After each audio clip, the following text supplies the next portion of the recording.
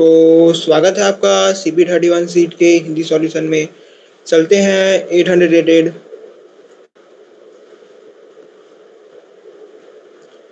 Twenty seventh question 1 and 2। You are given a sequence A1, A2, An. Each element of A is 1 or 2. Find out if an integer k exists so that the following conditions are met. 1 is less than equal to k is less than equal to n minus 1, and A1 multiplied by A2 multiplied by AK is equal to AK plus 1, AK plus 2, An.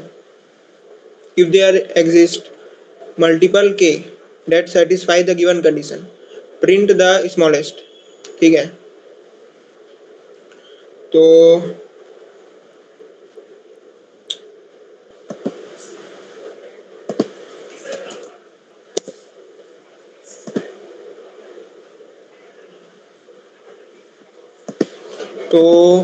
यहाँ पर हमको एक sequence दिया है।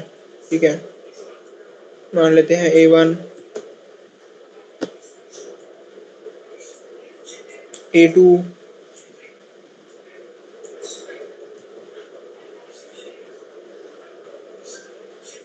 A3। ये ऐसा कोई हमको एक सीक्वेंस दिया है। ठीक है, और ये जो सीक्वेंस है इसका एलिमेंट या तो 1 है या तो 2 है। ठीक है, 1 और 2 के अलावा और कोई एलिमेंट नहीं है। ठीक है, यानी अगर इसका एग्जांपल देखें तो ये 1 1 2 1 2 1। ठीक है, ये इसका एग्जांपल है। इसमें जितने भी एलिमेंट्स है सब या तो 1 है या तो 2 है। ठीक है, 1 और 2 के अलावा और कुछ नहीं है। तो अब बोला है कि क्या कोई इंटीजर के एग्जिस्ट करता है। ठीक है, क्या बोला है,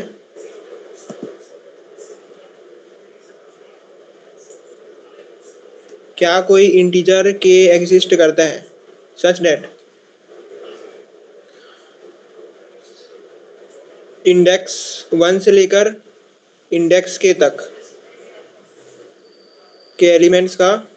ठीक है, इंडेक्स 1 से लेकर इंडेक्स के तक के एलिमेंट्स का जो मल्टीप्लिकेशन है वो इंडेक्स के प्लस 1 से लास्ट तक के एलिमेंट्स का मल्टीप्लिकेशन के बराबर आना चाहिए। ठीक है, क्या मतलब है इसका मतलब है कि हमको कोई ऐसा इंडेक्स ढूंढना है। ठीक है, जहां तक के एलिमेंट्स को हम जब मल्टीप्लाई करें, ठीक है, तो वो इंडेक्स i प्लस 1 से लास्ट तक जो एलिमेंट्स है उसके बराबर आ जाए। ठीक है, जैसे कि ये तीनों को जब हम मल्टीप्लाई किए, ठीक है, तो ये इंडेक्स i के बाद वाले एलिमेंट्स के मल्टीप्लिकेशन के बराबर आ जाना चाहिए। ठीक है, ठीक है, तो एक बार और सुनो, हमको कोई ऐसा इंडेक्स i ढूंढना है जहां तक के हम एलिमेंट्स को मल्टीप्लाई करें तो वो i के बाद जितने एलिमेंट्स हैं उनके मल्टीप्लिकेशन के बराबर आ जाए। ठीक है, जैसे यहाँ पर इसका मल्टीप्लिकेशन, इन तीनों का मल्टीप्लिकेशन इन तीनों के मल्टीप्लिकेशन के बराबर है। इन तीनों का मल्टीप्लिकेशन आएगा 2 और इन तीनों का भी मल्टीप्लिकेशन आएगा 2।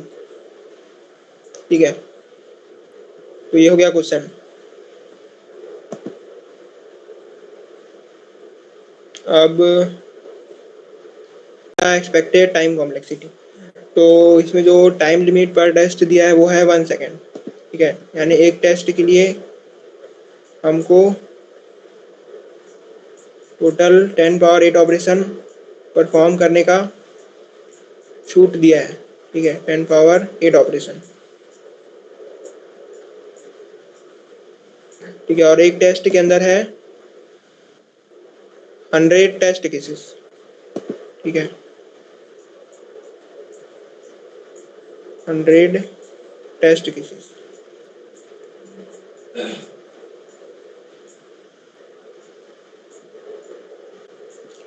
ठीक है, तो एक टेस्ट केस के लिए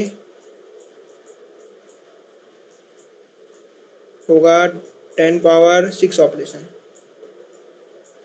ठीक है, यानी एक टेस्ट में हम मैक्सिमम 10 पावर 6 ऑपरेशंस परफॉर्म कर सकते हैं। तो ठीक है, और एक टेस्ट के केस के अंदर जो n का वैल्यू है वो मैक्सिमम 1000 हो सकता है। तो यहाँ पर जो ओ एन सॉल्यूशन है वो चलेगा, इसके अलावा ओ एन लॉग एन भी चलेगा। ठीक है, इसके अलावा ओ एन स्क्वायर भी चलेगा। ठीक है, ओ वन से लेके ओ एन तक। ठीक है, ये हो गया, ये सब सॉल्यूशन चलेंगे। और जो ओ एन क्यूब है और जो ओ एन फोर है, ठीक है, ये सभी सॉल्यूशंस नहीं चलेंगे।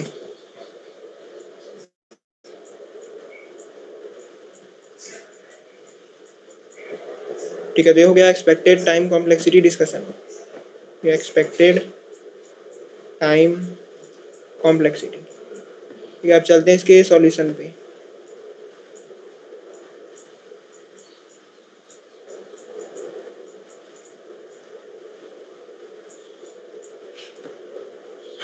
तो सॉल्यूशन में जाने से पहले क्वेश्चन में पूछा क्या है? क्वेश्चन ने पूछा है कि हमको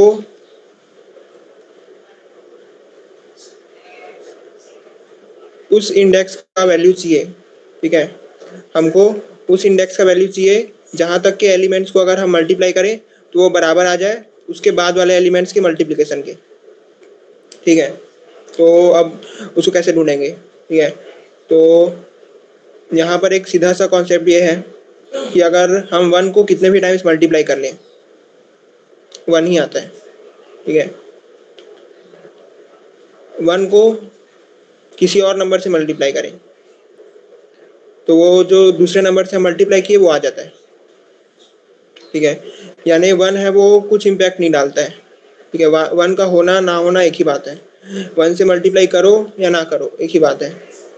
ठीक है, तो यहाँ पर जो मेन फैक्टर है वो टू है, यानी टू ही डिसाइड करेगा कि टोटल मल्टीप्लिकेशन क्या होगा। अगर टू मान लो एक बार है तो आंसर क्या आएगा? टू आएगा। टू अगर दो बार है तो आंसर चार आएगा। अब भले ही चार के साथ कितने भी बार वन मल्टीप्लाई हुआ हो, वन से मतलब ही नहीं है, सिर्फ टू कितने बार आ रहा है उससे मतलब है।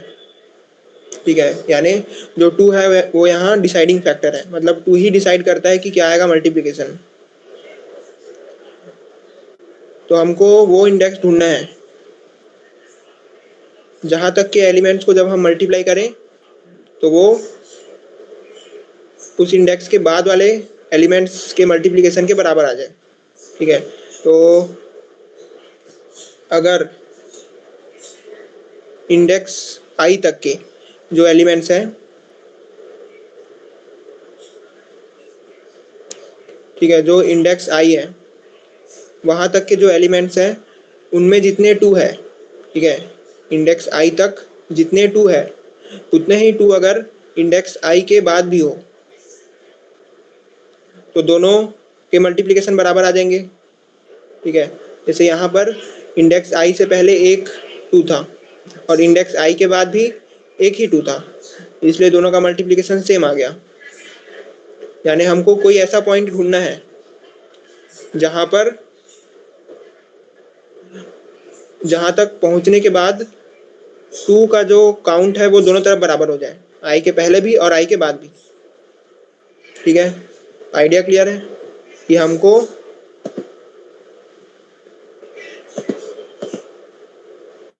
वी हैव टू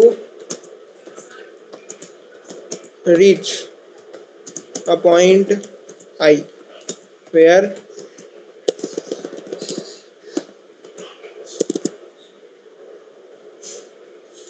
ठीक है,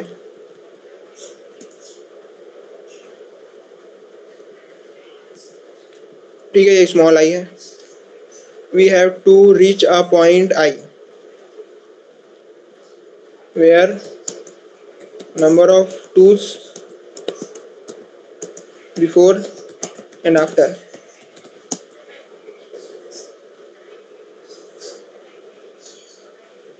become same.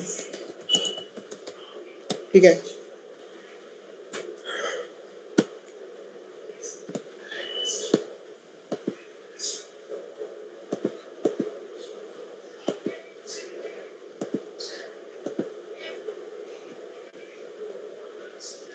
ठीक है।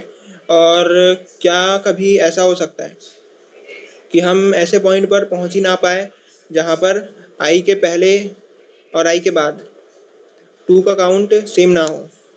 ठीक है, ऐसा हो सकता है क्या? एक एग्जांपल लेते हैं। ठीक है,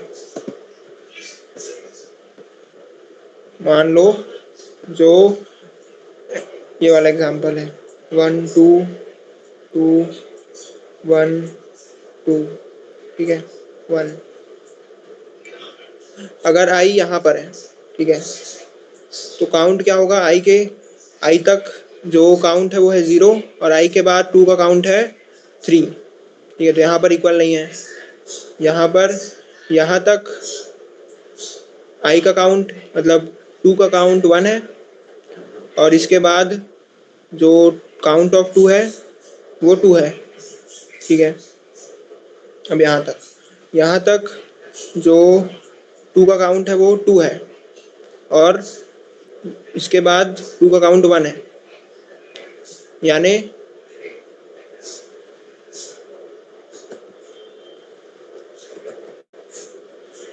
यानी 2 का काउंट वापस से डिक्रीज होने लग गया।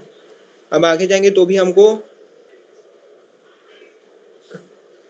2 का मतलब आगे भी हम जाएंगे तो भी हम 2 के काउंट को बराबर नहीं कर पाएंगे कि आई के इस तरफ भी उतना हो और उस तरफ भी उतना हो। ठीक है, मतलब दोनों तरफ सेम काउंट हो 2 का, ये अब नहीं हो पाएगा। ठीक है, तो ऐसा तब होता है जब ऑड होता है। ठीक है,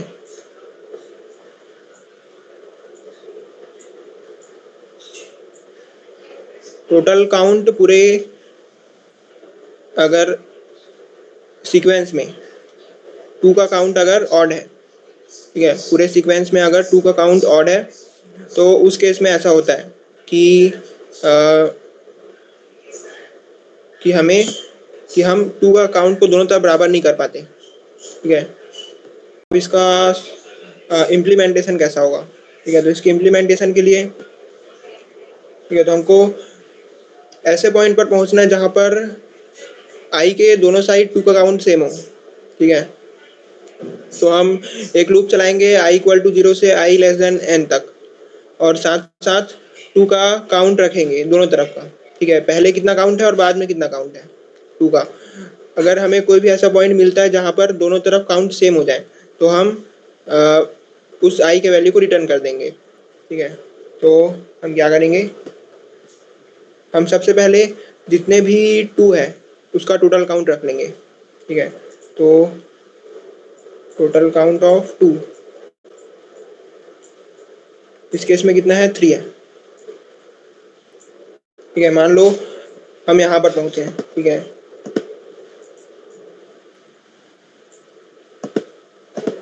मान लो मैं यहाँ पर पहुंचा हूँ। ठीक है, और यहाँ पर मैं जानना चाहता हूँ कि आई के दोनों तरफ 2 का काउंट कितना है। तो यहाँ पर यहाँ तक 2 का काउंट कितना है? 2 है। ठीक है, ये तो मैं यहाँ से जब काउंट करते आऊँगा तो कैलकुलेट कर लूँगा। अब इस तरफ कितना काउंट है वो कैसे पता चलेगा?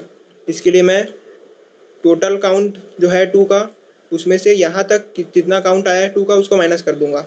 जैसे कि यहाँ पर टोटल काउंट कितना है? 3, तो 3 में से 2 को माइनस कर दूंगा तो मेरे को इस तरफ का काउंट पता चल जाएगा। ठीक है,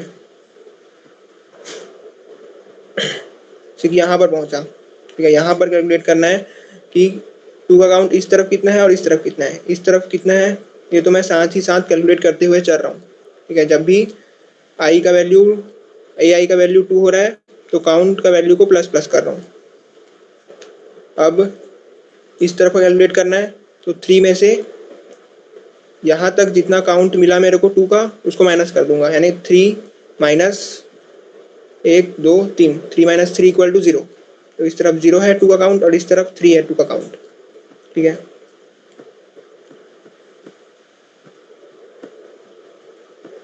ठीक है, तो इसके कोड में चलते हैं।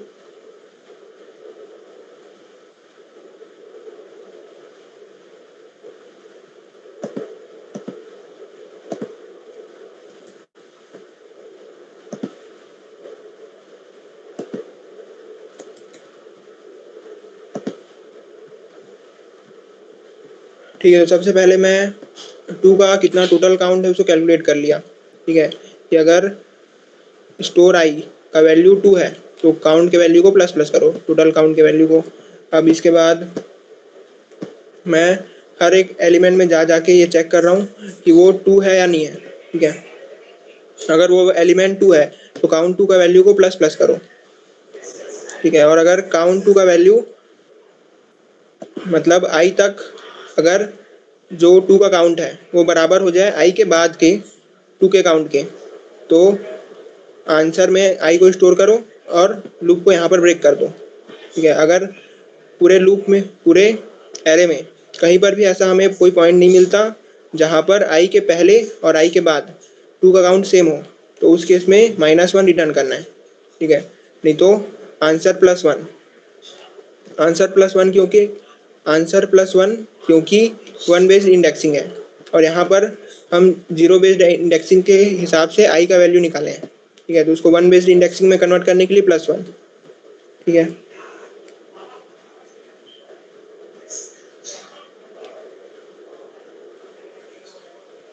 ठीक है, ठीक है, तो ये जो एक्सप्रेशन है, ठीक है, वो यहीं से आया है कि हमको अगर किसी भी पॉइंट पर कैलकुलेट करना है तो हम टोटल काउंट में से यहाँ तक जितने कितने 2 आए उसको माइनस कर देंगे, तो हमको इस तरफ का काउंट मिल जाएगा। ठीक है, ठीक है, तो इसका जो टाइम कॉम्प्लेक्सिटी आएगा वो आएगा ON।